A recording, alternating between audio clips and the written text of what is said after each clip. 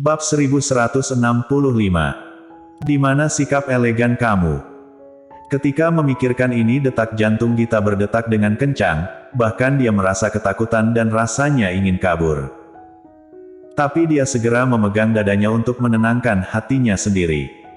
Harus tenang, tidak ada yang perlu ditakutkan. Lalu dia melihat ke sekitar, kemudian memilih duduk di atas sofa. Dia bukannya tidak pernah datang kemari, dulu dia setiap hari datang kemari untuk mengantar makanan, hanya saja dia sudah lama tidak datang kemari. Waktu 1,5 jam bisa dibilang tidak lama dan juga tidak pendek, Gita hampir tertidur saat menunggunya. Pada awalnya dia ingin melihat-lihat pakaian di aplikasi belanja online, akhirnya dia tidak mendapatkan satu pakaian pun setelah melihat dalam waktu lama. Pikirannya seperti sedang tidak selaras dengan pakaian. Akhirnya dia menyimpan ponsel itu, kemudian berbaring di atas sofa dan memejamkan matanya. Hingga ketika terdengar suara langkah kaki yang mantap tapi ringan dari luar pintu, barulah Gita membuka matanya. Matanya tidak terlihat kantuk seperti tadi lagi, dirinya terlihat sangat segar dan langsung duduk. Sekali Andrihan membuka pintu, dia melihat Gita sedang duduk dengan tegap di atas sofa, seperti anak SD yang sedang melihat kepala sekolah patroli. Andrihan tanpa sadar memancarkan tatapan mata yang tersenyum. Gita melihat ke arah Andri saat mendengar suara itu, lalu dia berusaha membuat dirinya terlihat sangat tenang, berkata, "Sudah selesai rapat." "Iya." Andri menganggukkan kepala dengan tenang, dia sudah berjalan ke hadapannya, "Kamu terus menunggu aku di sini." Gita tercengang, lalu mendengar dia bertanya lagi, "Apa mata kamu capek? Mau tidur sebentar?" "Tidak usah." Apa dia bisa tidur dalam keadaan seperti ini? Gita merasa Andri sudah buta, dia pun menggelengkan kepala, "Aku tidak mengantuk." "Yakin tidak mengantuk?" Andrihan memicingkan mata padanya. Gita semakin menegapkan tubuhnya saat diperhatikan olehnya seperti ini. Lalu dia menggelengkan kepala dengan tegas, "Benar-benar tidak mengantuk." "Baiklah, karena kamu tidak mengantuk, ayo kita bicarakan masalah kita." Kemudian tubuhnya yang tinggi itu tiba-tiba duduk di sampingnya, meskipun masih ada sedikit jarak dengannya, tapi ketika deru nafas pria yang ada di sampingnya itu mendekat patanya, jantung Gita berdetak dengan kencang. Lalu jantungnya menabrak tubuhnya dengan kencang.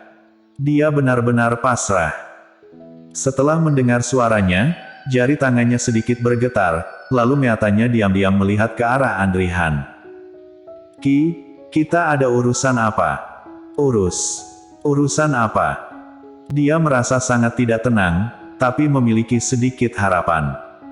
Siapa sangka Andrihan akan menatapnya dengan mata yang membawa. "Kamu tidak tahu." "Gita." Dia tercengang di tempatnya berada, tercengang melihat Andri yang bertanya balik. "Apa kamu ingin tahu mengapa aku mencium kamu?" Udara di sana seketika menjadi bersih. Detak jantung Gita hampir saja berhenti berdetak, jarinya bergetar dengan sangat hebat, bola matanya seketika membesar. Siapa sangat Andrihan bisa bertanya secara frontal seperti ini? Setelah tercengang sejenak, wajahnya yang putih seketika berubah menjadi merah. "Kalau kamu sangat ingin tahu, kenapa kamu tidak langsung tanya padaku saja?" Gita sudah tahu, saat Audrey mengatakan dia tidak bilang apa-apa artinya dia sudah mengatakan sesuatu. Ah, dasar pembohong. Sekarang Andri sudah bertanya langsung padanya, dia merasa sangat malu. Sebelumnya dia masih ingin pura-pura terlihat tenang, agar dia bisa terlihat lebih santai. Tapi setelah Audrey mengadu padanya, membuat Andri tahu kalau dirinya sangat memperhatikan masalah ini. Benar-benar menyulitkan.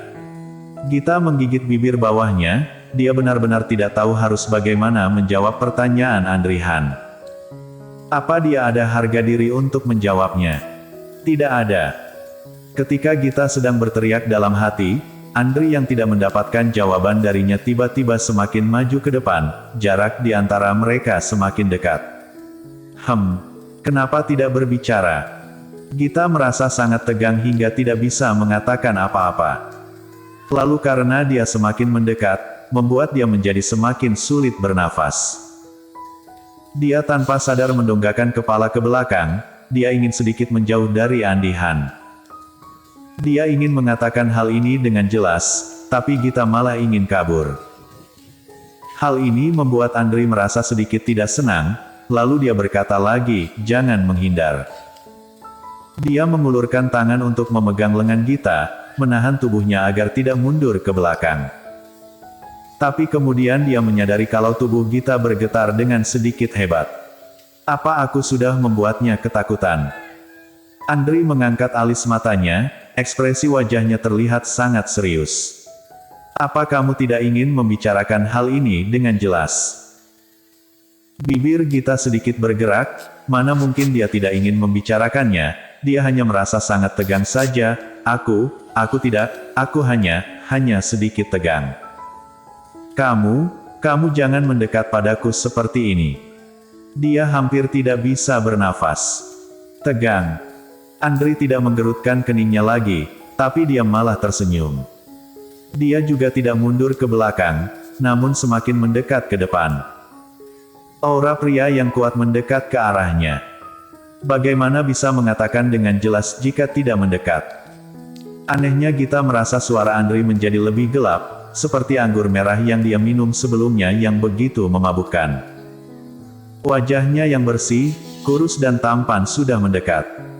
Cahaya di atas kepala membuat tatapan matanya menjadi semakin gelap, seperti kabut hitam di malam hari. Tidak mendekat, juga bisa, bicara dengan jelas. Gita berbicara dengan gagap, tangannya tanpa sadar menghadang di depan tubuh Andri agar dia tidak maju ke depan. Tapi tidak tahu kenapa hari ini Andri bersikap aneh. Semakin Gita menghalanginya, dia semakin ingin mendekat. Seperti aura panas yang ingin membakarnya, hingga membuat Gita tidak berani mendongakkan kepala. Karena kita bisa membicarakan hal ini dengan jelas dalam jarak yang dekat dan jauh, maka lebih baik kita berbicara lebih dekat saja. Deru nafas menyerang lehernya, membuat lengan Gita merasa sedikit bergetar. Hari ini aku akan menjawab pertanyaan yang sudah membuat kamu bingung. Apa? Gita mendongakkan kepalanya dan menatap matanya. Wajah tampan Andri perlahan-lahan mendekat, Gita seperti sudah dibius untuk menetap di tempatnya berada. Beberapa saat kemudian pipi Andri mengelus wajah Gita, kemudian dia menghelakan nafas di telinga Gita. Aku membiarkanmu bersandiwara menjadi orang takut selama beberapa hari karena aku ingin menyuruh kamu berpikir. Bagaimanapun aku adalah orang yang tidak mengerti kasih sayang, lalu aku tidak memiliki pengalaman dalam hal perasaan. Kamu pasti akan tersiksa jika bersama denganku, karena kamu belum tentu bisa mendapatkan semua hal yang wanita ingin dapatkan. Umur aku sudah dewasa, orang tua aku juga sudah meninggal, kemudian aku juga memiliki seorang adik perempuan yang baru saja ditemukan kembali. Jika kamu tidak keberatan. Sebelum dia selesai bicara, Gita langsung berbicara dengan sedikit terburu-buru. Aku tidak keberatan. Keadaan di sana menjadi hening. Gita mengedipkan matanya, lalu memejamkan matanya. Dia sepertinya tidak bisa mengendalikan dirinya. Di mana sikap elegan kamu? Mana ketenanganmu? Di mana harga diri sebagai wanita? Gita, kamu bodoh sekali. Ketika Gita sedang merasa kesal, lalu terdengar suara cekikikan di telinganya. Kemudian Gita merasa ada benda yang lembut mendarat di wajahnya, lalu pindah ke bibirnya. Pinggangnya ditahan oleh pria di hadapannya, dirinya dicium dalam pelukan pria itu. Apa yang terjadi? Aku di mana? Kenapa aku tidak tahu apa-apa? Bersambung.